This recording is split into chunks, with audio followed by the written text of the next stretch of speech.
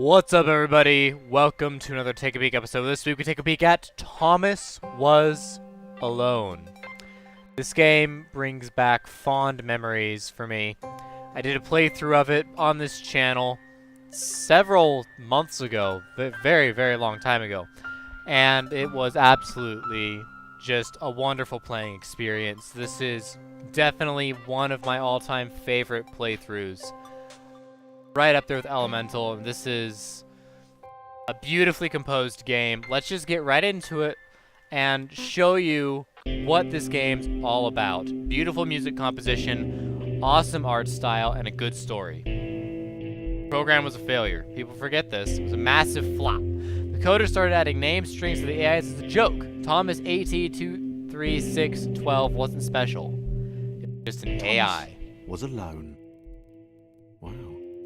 A weird first thought to have.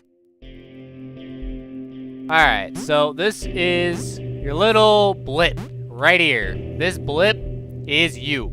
You're Thomas. Thomas is an AI.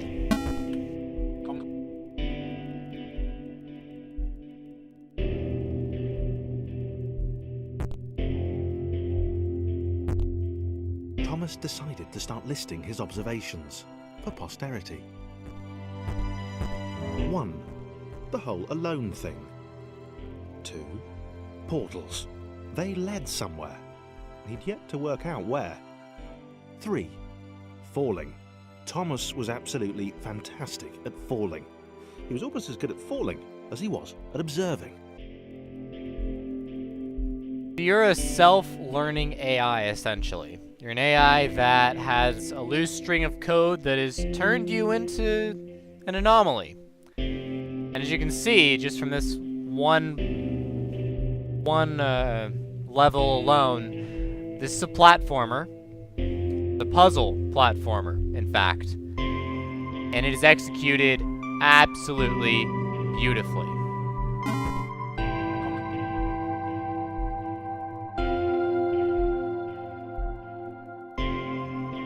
Okay, interesting. Thomas couldn't fall past this block. Think, damn it, think. What if there was some kind of inverted fall? Some way to... what's the word? Jump. It worked! Thomas had solved the great inverted fall mystery. Indeed. Move on through it. Go ahead and blaze through these next couples. But Thomas noted there was no real danger in missing it. The world didn't want him to fail here. It was pushing him, but gently.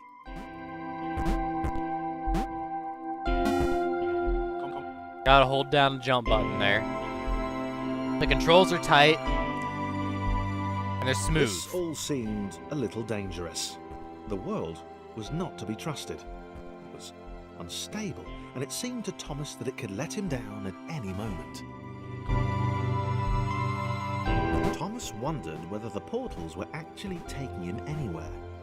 He felt like he was making progress, but there wasn't really any way to know.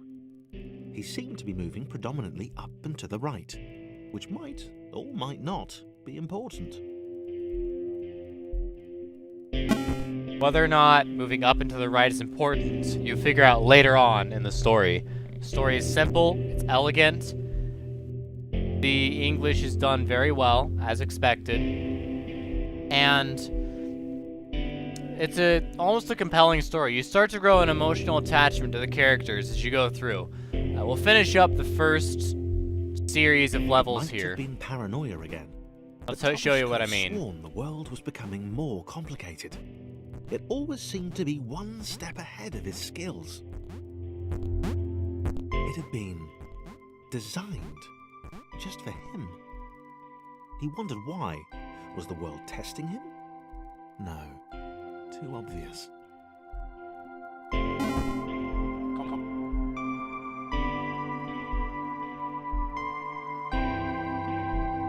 Something about the boiling, toxic, glowing water intimidated Thomas. He didn't like it. He certainly didn't want to swim in it. He made another mental note. 4. Water. Not good. to be avoided. Indeed. For the most part.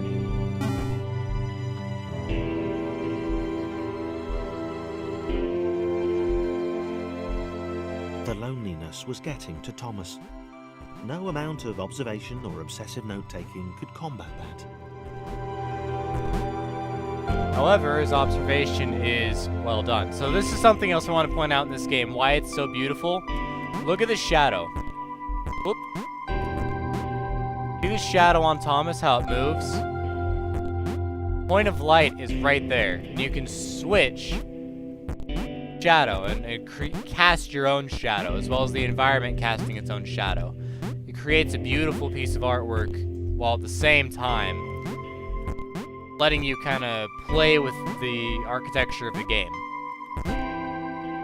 Now, it may first appear to be a series of random blocks, turns out to be a nice puzzle to work with. Thomas had a new theory. The world was training him. He could feel himself getting smarter. There was the mental list to consider. Over the minutes and seconds since his spontaneous generation, he'd become a pretty skilled jumper. He was evolving. He just wished he had someone to share it with. That wish will come true soon enough. So in Thomas Was Alone, there are 10 levels for each chapter. Each level getting progressively more difficult and more complicated, but not necessarily any longer. There are multiple characters, and Thomas Was Alone as well. So we'll be in our second one right here. I submitted hundreds of bug reports. I told the idiot this would happen, overlapping scripts. More than one AI was bound to be spawned into an environment at some point. Turns out I missed the point. That little error changed everything. Chris took an immediate and deep dislike to the skinny red rectangle. Who the hell did this Thomas think he was? Yeah, Thomas.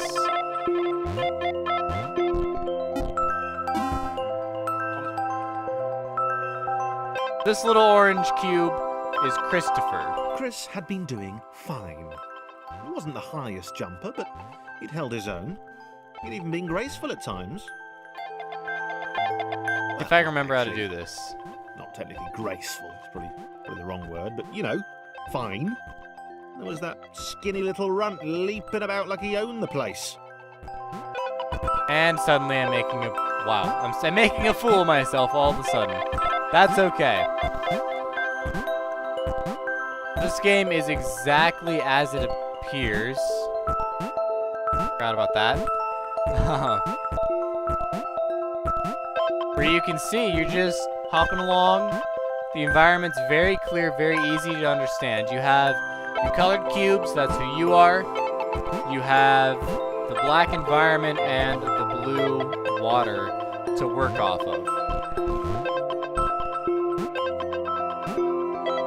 Very easy, clear to understand environment. I screwed that up, didn't I? I did. There we go. Oh, another one over here.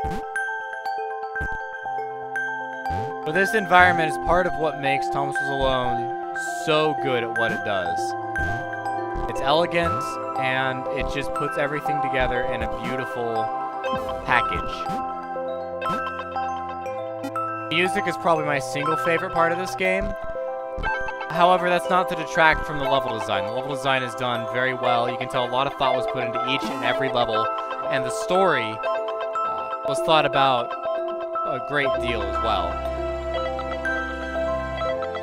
Okay, this was more like it. A glowy white thing. Only Chris could get to it, which of course made it all the more enticing. What would it do? What new opportunity might this switch open up to him? Great. Another chance for Thomas to jump slightly higher than Chris. How fortunate. Seriously, this made the whole switch pressing thing entirely worthwhile. Everything we're hearing is entirely from Christopher's point of view right now. We can control both Chris and Thomas, but we haven't heard Thomas speak for a while. Right now, we're only thinking about Chris. Was this good? Because on the surface, it did not seem good. Chris was pretty scared. Little Red seemed fine, happy to be on his merry little adventure. Chris couldn't shake the feeling that things had taken a significant turn for the worse since Thomas had joined him. Sure, he'd been able to piggyback his way to ever so slightly higher platforms, but where had that got him? Well, to ever so slightly higher platforms, which was sort of his point. Ah, I overshot. But like I said, the controls in this game, if you're a platformer fan, you like Super Meat Boy, for example, the controls in this game are pretty tight. They do float a little bit. It's not you push a button and it happens. It does float a little bit, but you learn to use that to your advantage. Unless you just screw up like I do and not push the jump button. Okay. Or hold the jump button. But other than the controls floating, which definitely is by design, everything else in this game is very polished, very well put together. So, go ahead and stop that right there. 1.5, that's far enough. I don't need to show you guys anything else beyond this. Whoop. And I got yanked away from the game. Whoops. Go back to the main menu here, and you can see there are 10 levels inside each chapter. There are 10 chapters, including a bonus DLC chapter that was added in for free to the Steam version of the game. The developers came back later. It was originally PlayStation exclusive. They came back in later, and they added it in. He's currently working on a new game, and I do plan on going through the DLC here soon, and playing through that as part of the continuous playthrough of Thomas Was Alone. The one thing that I really think this game has over every other game is just game design. The design of this game is elegant, it's well thought out, well put together, and the team that worked on this game did an impeccable job, truthfully. If I go ahead and jump out real quick, kind of freezes the credits, but you know, the game is a whopping $10, and for $10, you get hours and hours and hours worth of gameplay experience on your first playthrough. It can take you, 3 or 4 hours to get through it. I think the playthrough for me took me about 3 hours on stream, which is not bad. For $10, I feel like I really got my money's worth out of the game. If it was more than that, If it was less than that, it would have been a steal. But well priced, and it's a very solid game. Like I said, it's one of my favorites. If you want to see the entire playthrough, I did it on my YouTube channel. The link is down below in the playlist. I'm going to pick it up and continue it again. So if you want to catch up to what happened last time and then start watching the new playthrough as well, that's probably the smartest way to go about it. If you've never seen Thomas Was Alone before, watch my first playthrough. It narrates the entire story. It solves all the puzzles. And honestly, I love how they put the story together in this game. It's very elegant. They pieced it together. A little bit of story here, a little bit of story there, but it's not thrown in your face. It's not, this is what the story is. If you want to ignore the story, you can ignore the story. You can keep going. It can just be background noise. If you really want to learn about the story, it's all right there. It's all spoken to you in what I believe is a very easy voice to listen to, a very nice voice. And it's not too wordy, not in depth. It's just very basic, but essential at the same time. Like I said before, on the gameplay, for the game mechanics, the controls are tight enough to work through a lot of the hard puzzles and go through the game fairly quickly. It is a little floaty, but it makes a lot more sense when you get later into the game, in more complicated puzzles, and in more when you're controlling more than just two AIs at one time. It becomes very clear and obvious that you need the controls to be floaty. If they were precise, if they were as tight as Super Meat Boy's, the controls just wouldn't work. Everything in this game is well put together. So this is a 9.5 out of 10 for me. It's one of my all-time favorite games. And I say that, but take it with a grain of salt here. This game is worth one solid playthrough for your discovery, and then maybe one more after that to help kind of, play through it again, enjoy the music, enjoy a platforming, and realize how much you've learned. You go through the end puzzles, which are really hard, and then you go back to the beginning, and it's elegant, it's easy, it's smooth. And each puzzle that you go along the way that seemed so difficult before becomes so much easier. And I really like that about this game. It teaches you over time in a very steady manner, and it doesn't throw something at you that you can't handle. Granted, this game had its fair share of very difficult puzzles that took some time to figure out. But that's a good thing. That element of challenge, say you've learned all this stuff, now what are you going to do with it? How are you going to use all this information that you have provided to you? It encourages that critical thinking aspect that is missing out on a lot of puzzle games. Especially the gradual increase in difficulty that is so hard to find in any type of game, not just puzzle games.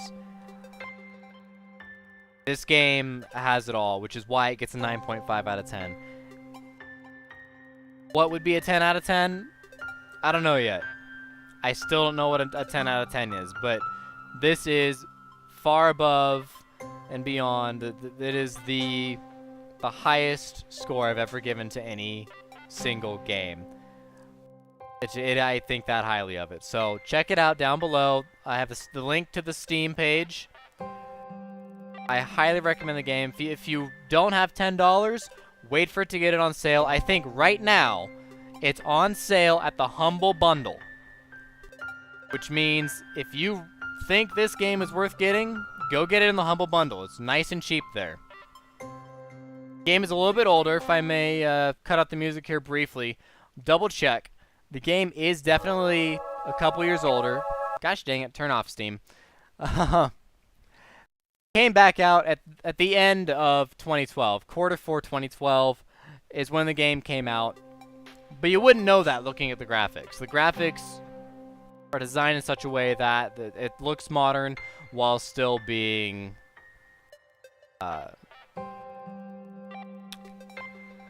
not quite as modern, I suppose is the best way to go about it. It's not retro graphics.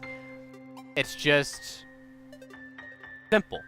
Very simple graphical design. It does the job very well. It gets your point across very well. Anyways, guys, I'm going to call it here. A little bit of a shorter episode, but this game is one of those, what you see is what you get. And if I play it for too long, if I went for a whole half hour, you guys would see a lot of the game that I think you should experience for yourself. I think you should buy the game and experience past level 1.5 for yourself. I don't want to spoil that for you. That being said, if you're still on the fence, I do have the playthrough down below in the description. So if you don't know whether or not you want to buy the game, you don't want to go to Humble Bundle and get it for a steal, watch the playthrough and see if you think you'd want to play through it yourself. Now, of course, don't watch the whole playthrough. If you want to buy the game, don't watch the whole playthrough. Don't ruin the game for yourself. come back and finish the playthrough after you have finished your playthrough. Or if you get stuck, which has happened to me personally. But anyways, guys, as always, thank you for watching. I'll see you next time with another Take a Peek episode, and hopefully another game that is near and dear to my heart, like Thomas Was Alone. Take care, and thanks for watching.